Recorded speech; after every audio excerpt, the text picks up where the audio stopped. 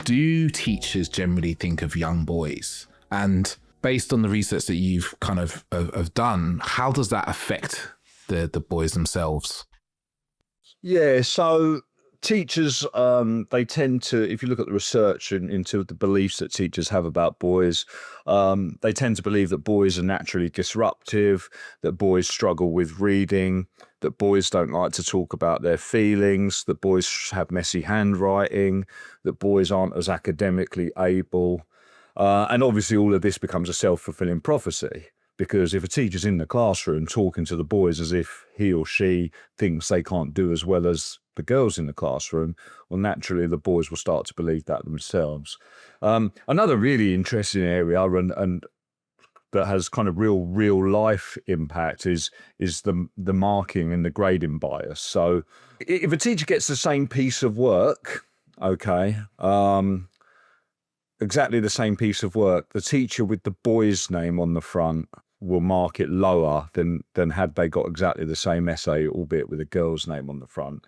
And there's lots and lots of research on this. Interestingly, the research revealed itself in real life recently when due to COVID, teachers had to assess grades. And a key stage 2 SATs, that was the widest the gap's been. At a time when teachers were given they had to mark their own kids' work. So, yeah, I think this bias that teachers have against boys is quite damaging. And more damaging by the fact that not a lot of teachers are comfortable with admitting that. You know, as teachers, we're meant to be good people, right? And a lot, I speak to some teachers who somehow think they're kind of impervious to all the stereotyping and biases that the rest of us are so easily susceptible to. My own view is that such a belief is arrogance. Why? Just because we elected to be teachers doesn't make us any better than my mate who's a builder or my mate who's working in. Do you know what I mean? We're all biased because we all consume the same media. So I think that if you're a teacher saying, absolutely refusing to accept the possibility that you might be biased, then I feel sorry for the kids you teach, I guess. I imagine this doesn't go down well when you visit schools and start telling the teachers this. It's difficult, isn't it? Yeah. I mean, I guess I'm a teacher too, and I'm susceptible to it, and I don't want to villainize all teachers.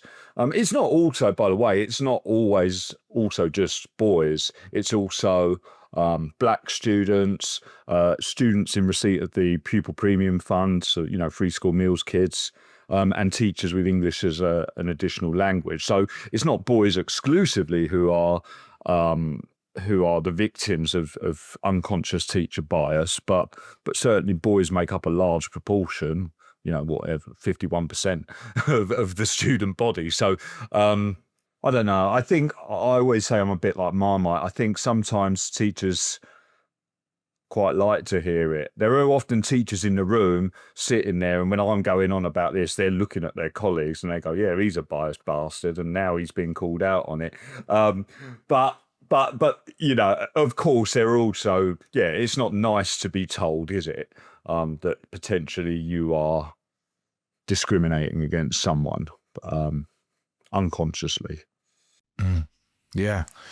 And it's interesting because I spent a little time in some schools a couple of years back running some workshops, and one of the things I also noticed was when I spoke to teachers, the language they used about boys was really fascinating to me. They often refer to, I'll never forget 2 teachers standing in front of me and be like, we have a boy problem at this school. And I remember being like, wow, I was like, that's very interesting. And I said, oh, why do you think that is? And they were like, and the answer was, how boys are. And I remember thinking, that's really interesting to me, because there's this almost underneath that is this idea that the boys are a problem because they're not like girls. Yeah. You hear it a lot. And don't get me wrong, there are many ways in schools in which boys are a problem. But the nuances the nuance of that is if they are a problem, or in the areas where they are a problem, it is only because society has created or that problem or made them to be as such. You take a day-old baby boy and a day-old baby girl, there's nothing in that boy that says, one day I'm going to dick around in my English lessons, or one day I'm going to have all these feelings or not talk about them, or one day I'm going to sexually harass my female peers, or one day I'm going to just not try as hard as all the girls. That's not happening. But the way society genders boys is in such a way that means academic performance, behavioural problems, often particularly violence, sexual harassment, is something that boys indulge in. Isn't the right word, but the boys, they live up to that gender expectations, or rather live down to it, however you want to look at it. And I guess the question I have there is, like, what are some of the kind of unspoken messages that boys kind of learn that contributes to that kind of way of being, from your point of view? As they're growing up, what do they learn about being a boy or being a man that contributes to them showing up in that way? If we look at just simply academic performance, the research has shown that things like having positive relationships with your teachers, asking for more work, being organised, being scholarly, those behaviours are seen as inherently female, not just by teachers but by students. So naturally, what many boys will do at an age where they're performing their masculinity, they'll do anything to avoid those four behaviours. So they won't ask for more work, they won't have positive relationships with their teachers, they won't be scholarly, and they won't be organised, because that's how you be a boy, or as some of them believe, that's how you be a man, or how you be masculine in the school environment, in many schools and in many male communities that exist within schools. So it comes down to, for a lot of boys, is like the avoidance of doing or showing up as any way that can be deemed as kind of feminine or girly. Yeah, but there's all sorts that plays a role. You take competition, boys. Again, I don't believe that boys are innately competitive. I don't believe that there's a competition gene or any sort of hormonal thing that makes us competitive. There's a few evolutionary theories which I don't really go with. But, for many boys, as it is with men, it's no different, right? I often talk about masculinity and say we've got to be James Bond, all right? And I don't just mean James Bond, I mean all 7 James Bonds. Do you know what I mean? We've got to be funny like Roger Moore. We've got to be the funniest. We've got to be the most ruthless like Sean Connery. We've got to be the sexiest like Pierce Brosnan. We've got to be the even sexiest like Daniel Craig. We've got to be stylish like Lazenby. We've got to be all of these James Bonds all at once. And it's just an impossible task.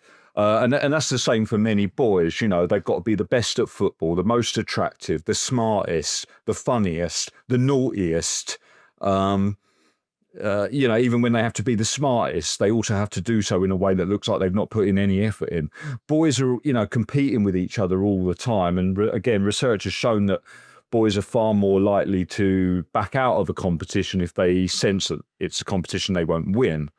Obviously, in a class with 15 other boys or 14 other boys, only one boy can be the best at maths in that classroom. Only one boy can be the best at football. Only one boy can be the best at setting up a science experiment or whatever it is. And so potentially you've got 14 of those boys realising that, this is a high stakes competition for them where they will lose face in front of their peers, and potentially any romantic prospects that are in that classroom. And so they'll self-sabotage and they'll actively withdraw from the competitive task or the task in the classroom that puts them on show. And I guess it also protects them from that experience of failure and humiliation and being laughed at. Exactly. Like, I know from my experience at school that fear of like putting your hand up and asking the stupid question, having the whole room kind of laugh at you, is enough to have a boy just sit there and be in silence. Yeah. Also, mate, like, it's not even asking the stupid question. It sometimes you can get mocked and teased for giving a brilliant answer. Do you know what I mean? Like, you're both mocked for not knowing, and then if if the teacher says, "Oh, wow, well done, David. That's a great answer." You know, your mates are all giving you a stick, calling you a boffin or a nerd, or, you know, sucking up to the teacher or whatever. So in some classrooms, it's a lose-lose situation for some of these lads. Mm. And I guess there's also something that I was talking to a friend of mine actually recently, and I saw him and I said, when I was never a good student personally up until about the age of 13. And it wasn't until I went to Jamaica and I met my cousins who live out there, and I was explaining school to them, and I was like, they were asking me questions like, do you pay for your books? I was like, no, it's all free. Do you have to pay to go to school? No, school's all free. And, they're like, how do you get to school? And I was like, walk, it's only around the corner. And they were telling me how they have to pay for all their books, all their exercise books. They have to walk to school that's like 5K away and so forth. And it kind of dawned on me then at 13 that we have a very different culture to like my cousins in Jamaica were like really wanting to do well at school because I saw it as a way to lift them out of poverty, basically. And how what I've seen personally from my own experience of being in school and going into them is like we have a culture of almost like, especially amongst boys, of not wanting to actually appear to be doing well and being smart, because actually that's the thing that's going to lead you to being bullied and mocked. The best thing that most boys are trying to do is, like you said, they're trying to be the silliest or the funniest or amusing, but they're not actually trying to be like the best or the most intelligent student. They're just trying to almost hide away and not be the kind of at the end of mocking or ridicule. Yeah, totally agree.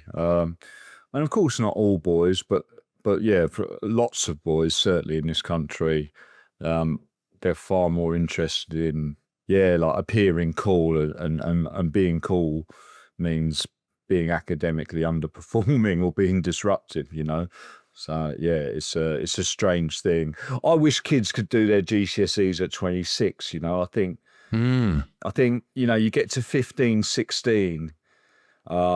However your masculinity ends up at 15, 16, you really are leaning into the performance aspect of a very traditional masculinity that if you come out the other side of it, you look back on and you kind of cringe, don't you? It's all about sex. It's all about messing about, deep voices, chest puffed out, lots of piss taking. It's a very traditional, often quite toxic masculinity that these boys really perform in. There's an extent to which I think with anything you have to perform it and able to maybe deconstruct it later on. Sometimes you do have to. Certainly I'm quite gender aware, certainly of my own masculinity, and I'm very aware that at times in my life I've been performing a very outdated, toxic kind of masculinity, and part of me maybe sometimes wonders if because I was doing that, that's what's got me to where I am now, where I'm able to reflect and write and speak and think about it. Because I've kind of had a little taste, or a big old gulp, more than a little taste, certainly. So what I'm kind of hearing you say there, I think, is that because you almost were aware that you were performing, you were being able to kind of look back and be like, oh, I think I was performing? Or is it more that you've kind of separated yourself from over time from the performance, from who you are? No, I think often a lot of the things I was doing probably was performance. And it was a performance I enjoyed, it's some of these toxic male behaviors, maybe objectifying women, for example. That was a way for me to form relationships with other men. All right. Things like, even as a teen, casual homophobia, that was a bonding tool.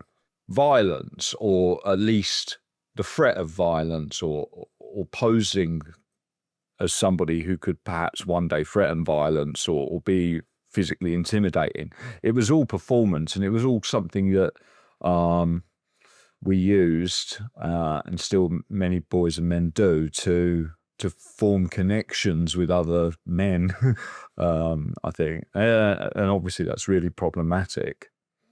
And do you see the same in the boys that you have taught and you've spoke to in your workshops, that they are living into these very traditional forms of masculinity, the violence, the domination and so forth, less so because that's what they really want to do, but more so just to kind of get acceptance and connection. Yeah, I mean, in my own school, there's brilliant kids, and I see every day little moments of masculinity that are just so tender, and it's kind of beautiful in a way.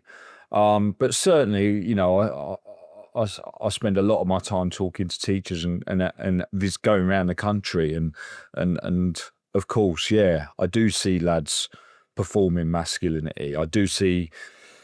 I've used the phrase fairly recently, said that misogyny is rampant in British schools, and I still believe that to be the case. I think that sometimes violent situations occur in schools, and it's masculinity that is at fault for that, nothing else. The only reason those two people have had a fight is because of what's between their legs and how society has made them feel they have to act because of that. And, the underperformance academically thing, that's just everywhere. That's every year boys are underperforming in relation to girls. So I'm not theorizing, this is stuff that's actually happening. And it's problematic.